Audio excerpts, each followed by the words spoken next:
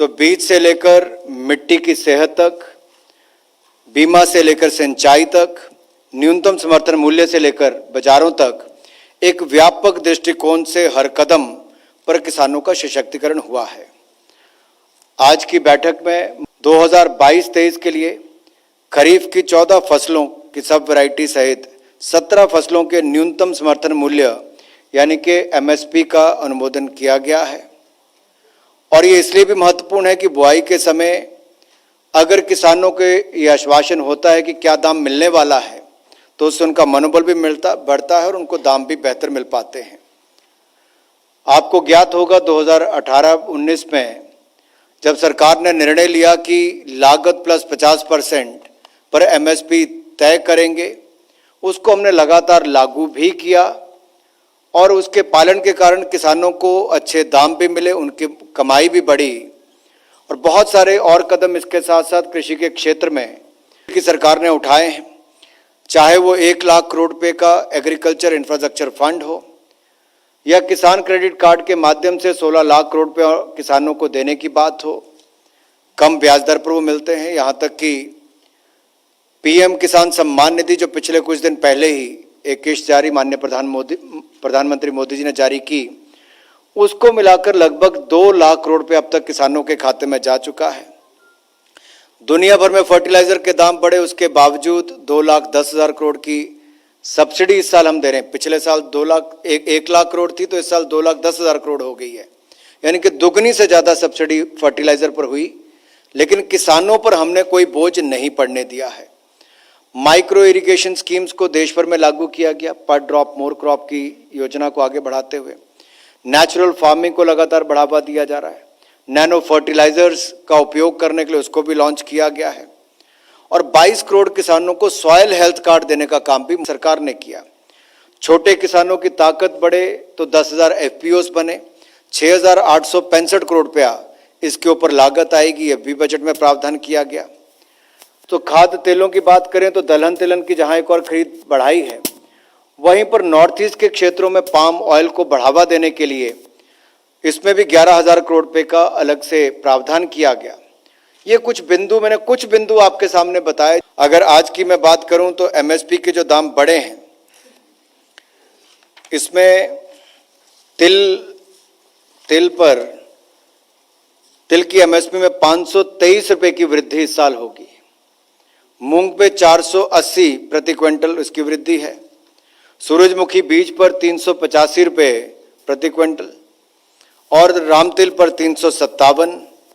तो कपास मध्यम रेशा पर 354 रुपए, सोयाबीन पर जो सोयाबीन पीला पर 350 रुपए की वृद्धि होगी और तूर पर 300 रुपए की वृद्धि है। उड़द पर 300 रुपया, मूंगफली पर 300 रुपया, ज्वार हाइब्रिड पर 232 रुपये, ज्वार मालदंडी पर 232 रुपये, रागी पर 201 रुपया, धान पर 100 रुपया, धान सामान्य पर 100 रुपया और धान ग्रेड ए पर 100 रुपया, बाजरा पर 100 रुपया और मक्का पर 92 रुपये। अगर आप इसको तुलना के रूप में देखेंगे तो 2014-15 से पहले मात्र गिनी चुनी खरीफ फसलों पर खरीद होती थी, शायद 1-2 के ऊपर। हालांकि कृषि के बजट में भी जो बढ़ोतरी हुई वो आप सबके सामने है कि कैसे उसमें हजारों करोड़ रुपए की वृद्धि हुई। आज से कुछ साल पहले 2013-14 में जहां मात्र 21,000 करोड़ रुपए इसका बजट होता था, वो बढ़कर 1,26,000 करोड़ रुपया हुआ है। ये अपने आप में दिखाता है कि कितना बड़ा बदलाव इसमें हुआ है।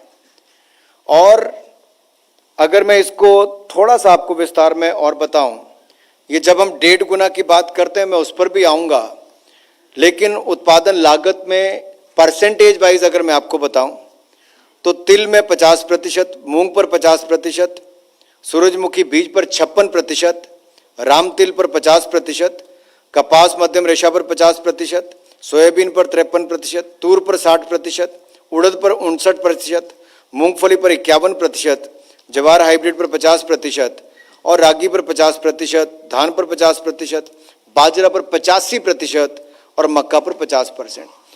तो 50% से ऊपर ही सारे हैं। लेकिन कुल मिलाकर अगर देखा जाए तो 8 फसलों में तो कम से कम 1.5 गुना है ही। जो बाकी 6 फसलें हैं उनमें जैसे बाजरा पर 1.85 टाइम्स है, 1.85 गुना है, तूर पर 1.6 गुना है, उड़द पर 1.6 गुना है, सनफ्लावर पर 1.56 गुना है, सोयाबीन पर 1.53 गुना है। तो कुल मिलाकर इस पे लगातार इसको बढ़ावा देने का काम किया, किसानों की आय भी बढ़ी और जो लागत प्लस 50% पे तो हमने किया ही। इससे अगर आप पहले की सरकारों की तुलना में देखेंगे, पहले कम खेती होती थी, न्यूनतम खरीद होती थी, उच्च आयात निर्भरता होती थी और अत्यधिक उपभोक्ता मूल्य था। अब की सरकार के समय अधिक खेती होती है, उच्च एमएसपी के कारण खरीद में वृद्धि भी हुई, लागत भी खरीद भी ज़्यादा हुई और उसको एमएसपी भी ज़्यादा देने का काम हुआ। कम आयात निर्भरता हुई और उपभोक्ताओं के लिए सस्ती कीमत है।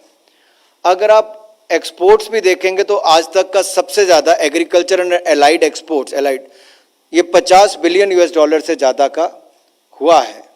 ये अपने आप में दिखाता है कि कैसे कृषि के क्षेत्र में एक तरफ दाम बढ़ाने, योजनाओं को लाने, खरीद को बढ़ाने का लाभ किसानों की आय को बढ़ने में हुआ है और कृषि के उत्पादन में भी बढ़ोतरी हुई और आयात पर हमारी निर्भरता कम हुई है।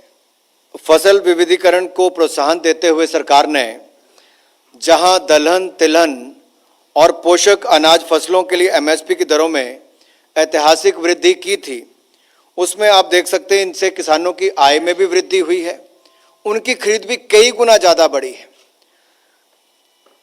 दलहन तिलहन के एमएसपी बढ़ाने से मिले प्रोत्साहन के फलस्वरूप 2018-19 में उत्पादन जो 220 लाख मीट्रिक टन था वो बढ़कर 277 लाख मीट्रिक टन मात्र 2.5-3 वर्षों में हो गया है और जो 315 लाख मीट्रिक टन था वो बढ़कर 385 लाख मीट्रिक टन हो गया है।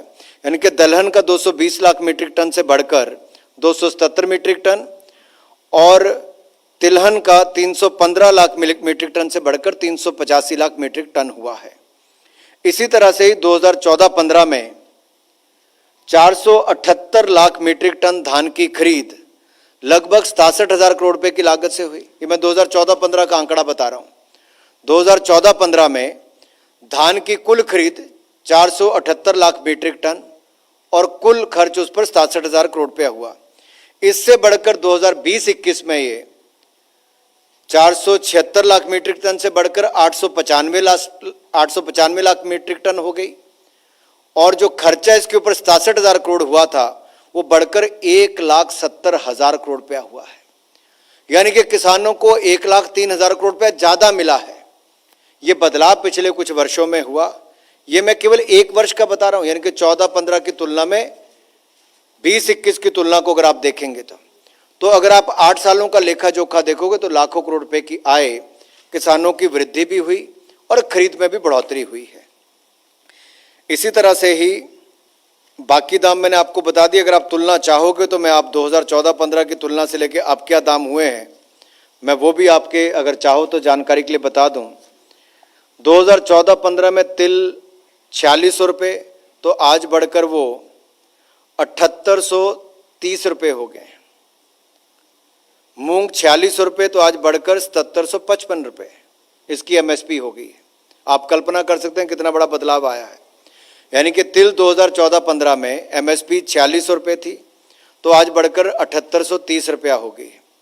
मूंग 2014-15 में 4600 रुपये थी, आज बढ़कर 7755 रुपये उसकी एमएसपी दी जा रही है। सूरजमुखी बीज 3750 रुपये थे, बढ़कर 6400 रुपया हो गया है। राम तिल की एमएसपी 3600 रुपये थी, बढ़ाकर 7287 रुपया कर दी है। ये मात्र पिछले 8 वर्षों में हुआ, 7 वर्षों में।